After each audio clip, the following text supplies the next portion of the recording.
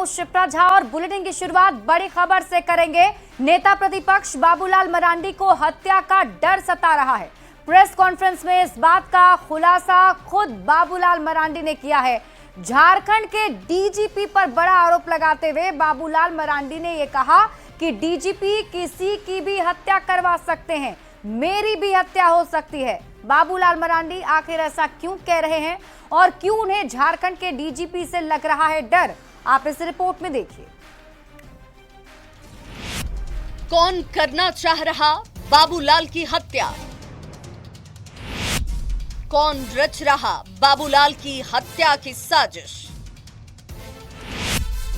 बाबूलाल मरांडी को किससे हत्या का डर? बाहर निकलने से क्यों डर रहे हैं बाबूलाल? झारखंड के पूर्व मुख्यमंत्री, बीजेपी के बड़े लीडर और विपक्ष के नेता बाबूलाल मरांडी को अपने ही राज्य में डर लग रहा है। बाबूलाल को हत्या का खौफ सता रहा है। हैरानी की बात तो ये कि बाबूलाल मरांडी को डर किसी और से नहीं बल्कि उस शख्स से लग रहा है जिसके कंधों पर झारखंड की सुरक्षा व्यवस्था की जिम्मेदारी है। बाबूलाल मरांडी झारखंड पुलिस के मुखिया अनुराग गुप्ता से भयभीत हैं। एक प्रकार से एक क्राइम करने के लिए ही डीजीपी अनुराग गुप्ता को राज्य के मुख्यमंत्री ने रखा है। मुझको ही खुद डर लगता है आजकल घूमने में। क्या पता है कि कहां किससे हमला करवा देंगे। शुक्रवार को नेता प्रतिपक्ष बाबूलाल मरांडी ने भारतीय जनता पार्टी के प्रदेश कार्यालय में मीडिया कर्मियों को संबोधित किया। इस प्रेस कॉन्फ्रेंस में बाबूलाल मरांडी ने अनुराग गुप्ता पर निशाना साधा। कहा, डीजीपी गैर कानूनी रूप से पद पर हैं, किसी की भी हत्या करा सकते हैं, मुझे घूमने में भी डर लग रहा है। रिस्पॉन्सिबल होंगे इसके लिए राज्य के मुख्यमंत्री को इसकी बतानी चाहिए कि ऐसा व्यक्ति को जब कोई लीगल नहीं है और फिर उसके बाद वो डीजीपी के पद पर बैठ करके काम करे तो ये आश्चर्य है। प्रेस ब्रीफिंग में बाबूलाल मरांडी ने ये भी आरोप लगाया कि अनुराग गुप्ता को सस्पेंड होने का भी डर नहीं है। मुख्यमंत्री हेमंत सोरेन ने अनैतिक रूप से अनुराग गुप्ता को डीजीपी के पद पर बैठा रखा है क्योंकि अनुराग गुप्ता की सर्विस समाप्त हो चुकी है। बाबूलाल ने लोकायुक्त से लेकर महिला आयोग, सूचना आयोग और पिछड़ा आयोग के खाली पड़े अध्यक्ष पद पर भी सवाल खड़े किए, जिस पर सत्ता में साझीदार कांग्रेस ने आईना दिखाया। तो आप देखिए इनके कार्यकाल में कितने संवैधानिक पद खाली थे और हमारे यहाँ कितने संवैधानिक पद भरे जा रहे हैं। लगभग 50% से ज्यादा पदों पर नियुक्तियां हो चुकी हैं।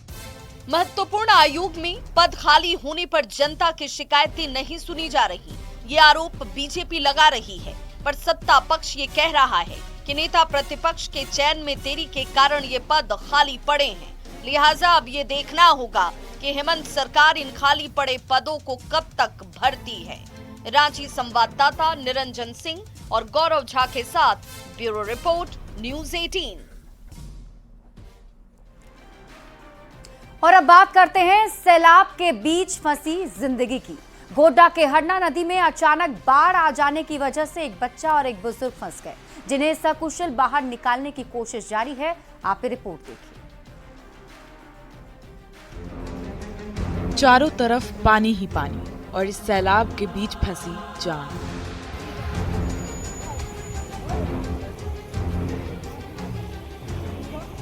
हल्की सी चूक और काल के गाल में समा जाएंगे दो लोग।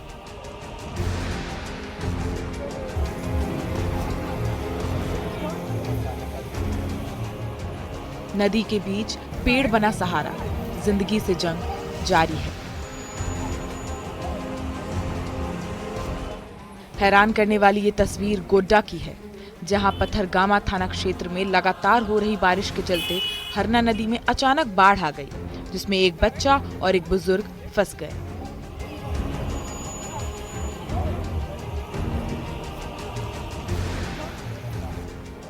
जानकारी के मुताबिक दोनों भगवानचक गांव के रहने वाले हैं और सुबह के समय हरना नदी किनारे बकरी चरा रहे थे। तभी नदी में अचानक पानी का तेज बहाव आया और दोनों बहते हुए बीच नदी तक जा पहुंचे। गनीमत ये रही कि दोनों ने पेड़ का सहारा लिया और उसी पर फंस गए।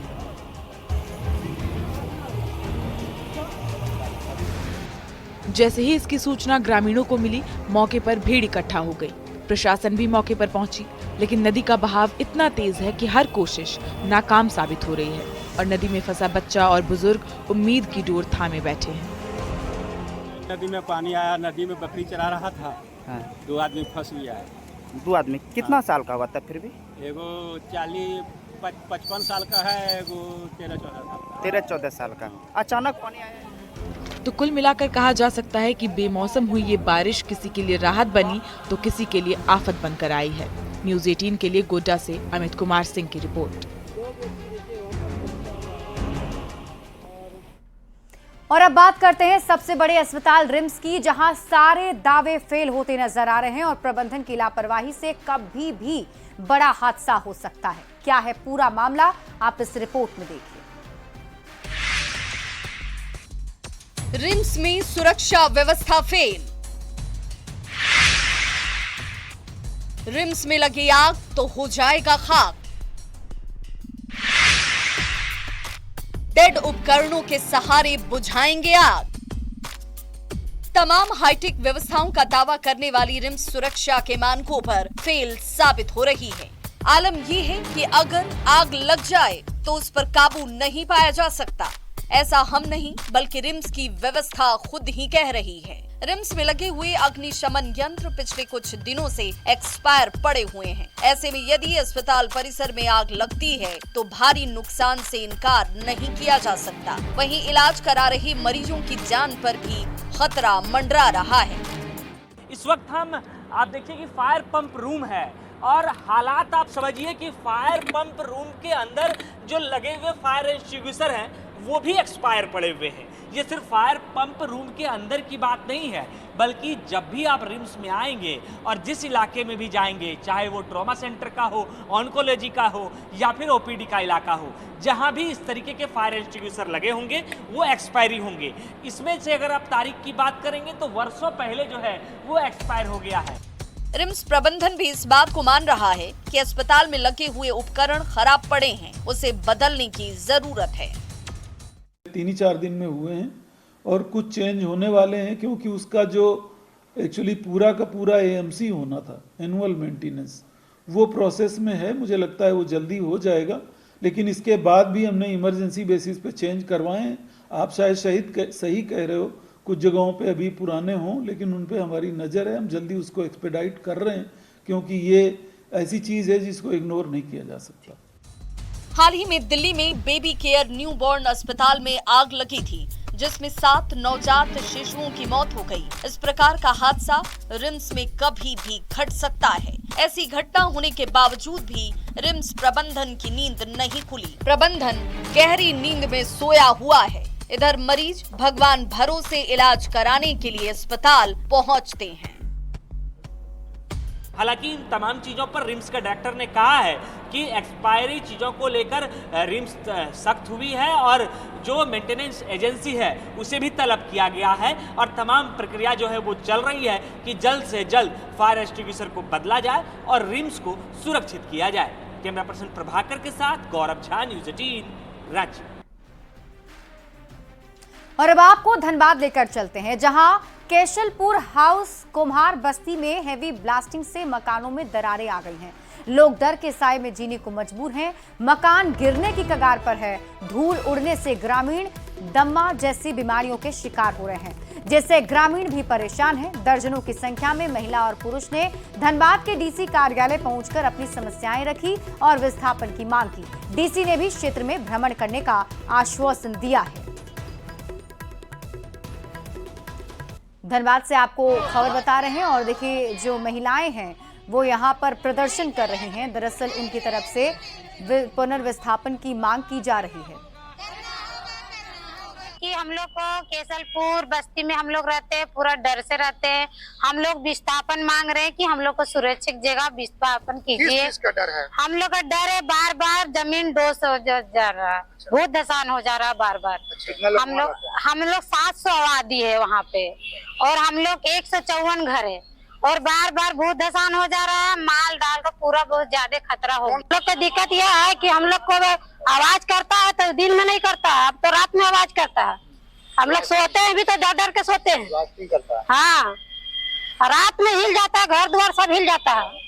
कब क्या हो जाएगा हम लोग को कुछ पता नहीं है। ये शिकायत की है लेकिन कुछ फायदा नहीं हो रहा है। कुछ नहीं, बस आता है बाहर से बात करके चल जाता है। अच्छा,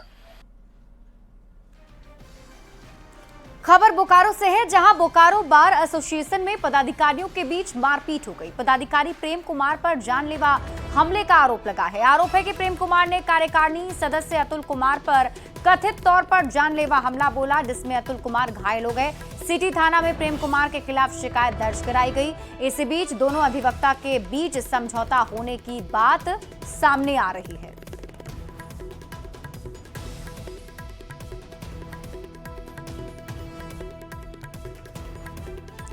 तो बड़ी खबर आपको बोकारो से बता रहे हैं, जहां दो अधिवक्ता आपस में भिड़ गए थे। सिटी थाने में पूरा मामला दर्ज कराया गया है। दरअसल प्रेम और अतुल के बीच हिंसक नोक-झोंक की खबर है। हालांकि जानकारी मिल रही है कि दोनों अधिवक्ताओं के बीच में अब समझौता हो गया है। और यहां रुक एक छोटे से ब्रेक के लिए, जल्द लौटते हैं वापस। बिहार की सियासी